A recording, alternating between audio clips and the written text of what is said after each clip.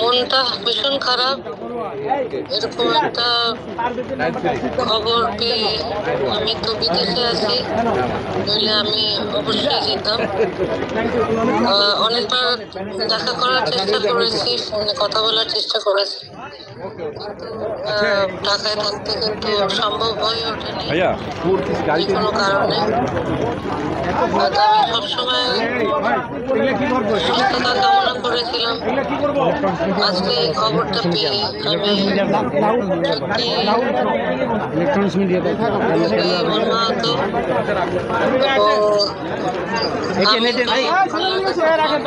এবং সুস্থ হয়ে আবার ফিরে আসে।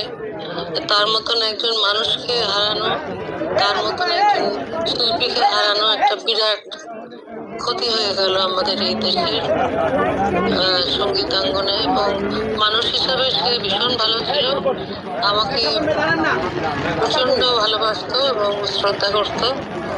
আর যখনই দেখা হয়েছে, খুব বেশি দেখা হয়েছে তাও নয়, কিন্তু যখনই দেখা হয়েছে আমাকে হাসি মুখে সবসময় সে বরণ করেছে। এবং তার ছেলের বিয়েতে আমি যাওয়াতে সে ভীষণ আনন্দিত ছিল। আমি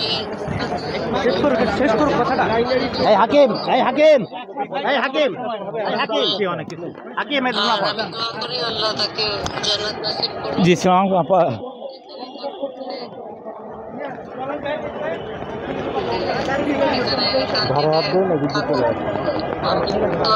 এবং তারপরে আমার মন থেকে দোয়া তোমাদেরকে শক্তি দেয়